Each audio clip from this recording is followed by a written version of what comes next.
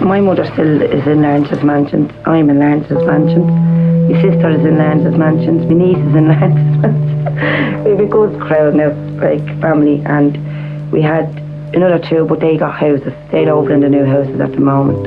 So we really try to stick together.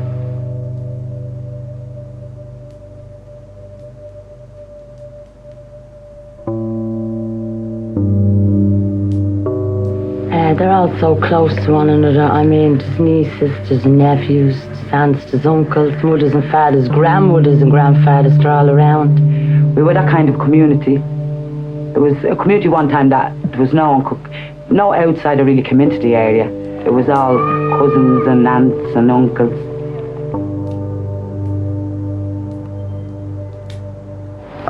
From the time I grew up, my mother's key was always in her door, and my key is never out of my door. It's always, the only time it comes out is that night, and it goes back in the first thing in the morning, and nobody never came in. Well, most nights I go to bed, I do leave my key in the door. It might be another night, I'll take it out. I leave the kids' bikes outside the door some nights. I might be just too tired to take them in, and I'll go to bed and just leave them. And they don't interfere with their own. I mean, people in the community. Well, I leave my key in.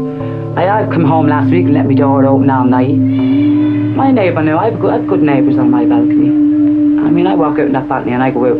At least I'll stand and chat to them. I'd never walk out and see no one. You know, that way there'd be always someone on the balcony to have a chat with. You think we were nosy, but we're not. We just automatically do go out to the balcony to have a chat. You know, so the community feeling with the neighbours even is great. Sylvia, we go.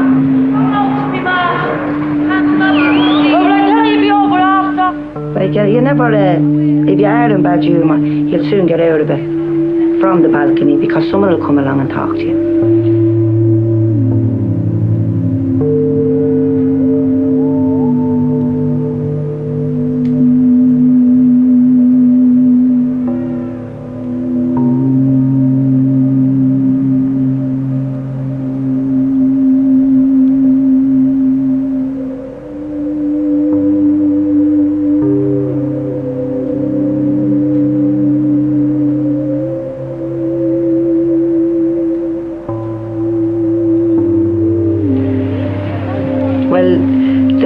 As you know, you can go in, go on your balcony, and when you go over to the houses, you have a front room and a back room. And when you go into the back, they're in that back room, and you don't see anybody. They're literally sitting there on their own until they say, I'll go over. But they're not as neighbourly as the flats. Rita! You coming up to Marie's for a cup of tea? Do you understand what I mean? They're great neighbours, but you don't go in and sit down and have your chat like you do in the flat. Yeah, well, Phyllis, she's a sister of mine, and she lives over in the new houses. It's about 5 minutes across the way, and she gets up in the morning, so she'll go across to her daughter in the flats, Marina, and Maria put on the kettle. Phyllis will give me a shout, and I'll come out my window, and we'll come over and have a cup of tea. And that's the morning field. What did she drink? I think she's drinking Stag, was it?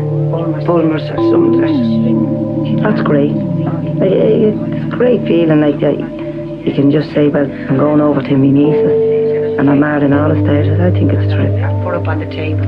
Sound of the noise.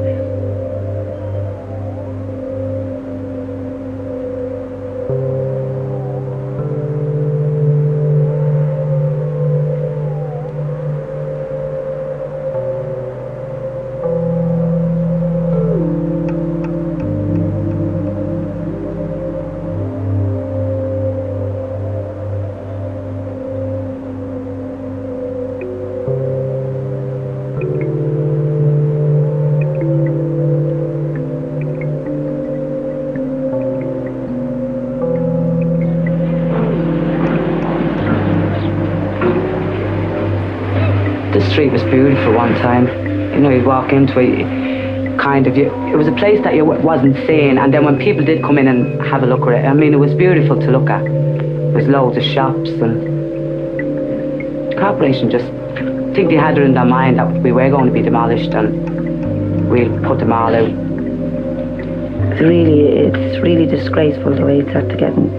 This past 15 years, it's after been run down terrible. I don't think that the corporation care anymore.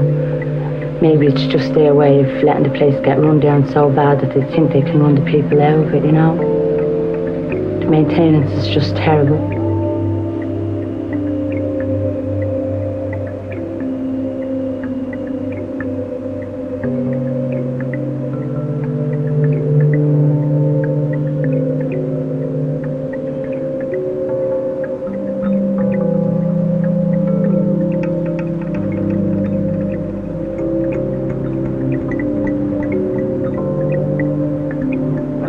Years ago the flats was gorgeous and all the mothers, they all held off, as I told you a few minutes ago, like they washed the stairs and they liked the home, and I think it goes on from that, like the way you're brought up. If you're brought up in a nice home, you'll keep a nice home around you.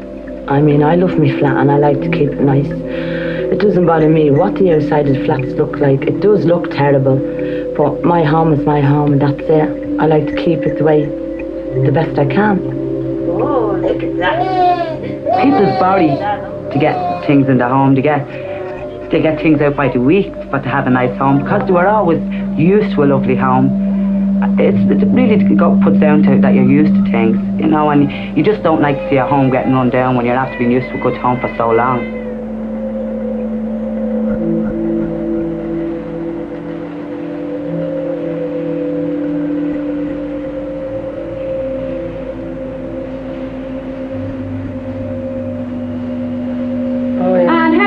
With the baby now?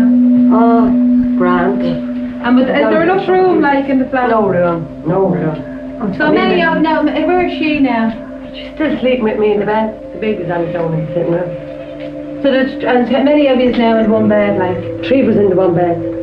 And then when I went her up to go to school, she won't go up for school because she's tired just yesterday. Oh, that way. She stays away because I'm up. Thomas got a room to himself, yeah. Amanda's in that room. Amanda's in that room. Amanda is 15 and Thomas is 19. The two of them is in a separate room. In the one room? In the one room. And what age is Amanda? 15. And Thomas? 19. Terrible problem up behind her, really. What about you, Lola? Many in your 19 was in the one bed. A great time, Dean.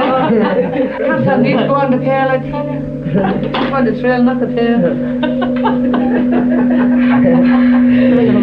19 of one of 40. Yeah. Michelle, do you want cheers? Michael? No. Little Michael? Yeah. Carmen? Yeah, Mom.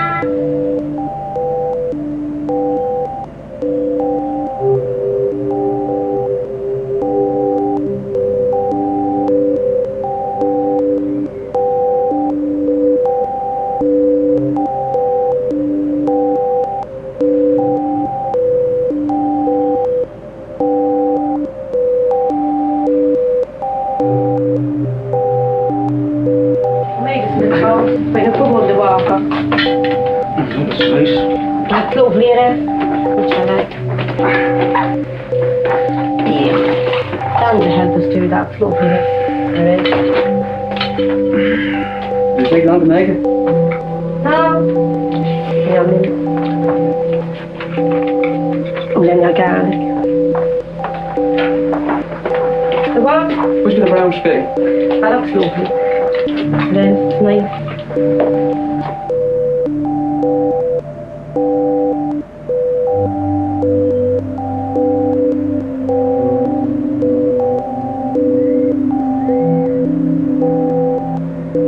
There is a good few girls down here that is only young. They made a mistake. I think they just love babies. You know, they like to have children. You see an awful lot of women down here, they always have their kids. You know, girls always have their babies with them and they never really without their kids. You know, that's your life, your kids, and that's it. I feel that the woman is the main person in the home, like she holds the home together. She does the more worrying about the kids. Like she's always there all the time, and the kids depend more, I feel, on the mothers than they do on the fathers. You're too fine. It still goes back to the thing even with kids. No matter what goes on, they say that Myles there, she has to be there for everything we do. And if we go out, there's a big commotion, the house is upside down. And then when they come back to say, I'd be mad, say, why did you go out? You should have said in the mind of the kids. So therefore, a mother is supposed to be in the home day and night. Well, that's wrong. I think because of the unemployment, the men don't have a strong position. Unemployment will certainly be running up to 80%. And this affects their relationships with the women. It's the women who have the clearly defined roles of caring for the children, looking after the home. And basically it is the women who take, as far as I can see in most cases, who take the major decisions concerning the home and the children.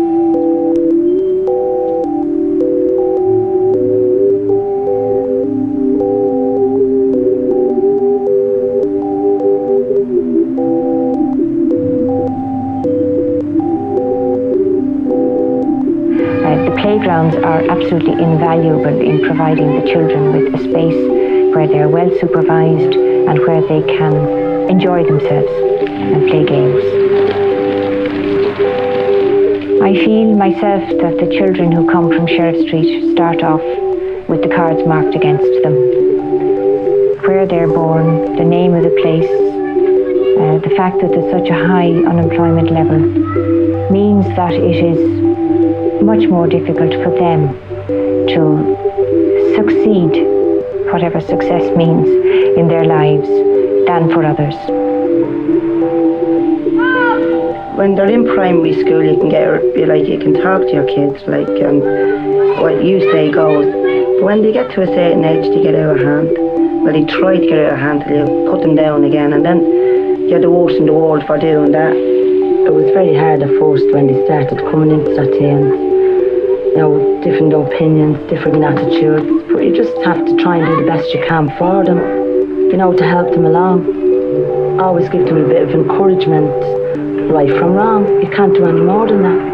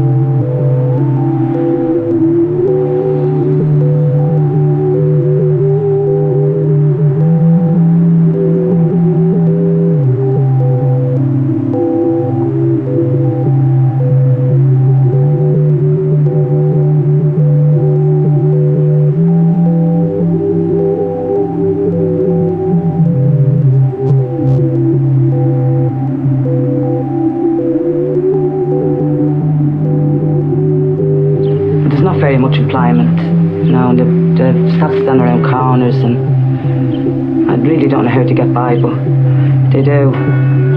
Well, the younger men now, in their 30s and 35s, and an awful lot of them just be in the dumps. We have a dumps down here. I call them pickaroonies, I don't know, but they go over and see what you can get out of that. That'll help them, and there's an awful lot of men into the pigeons. We have an awful lot of pigeon lofts down here, and there's an awful lot into sheriff's football as well. So there's few pubs and few sports and the dumps as well to get by on as well,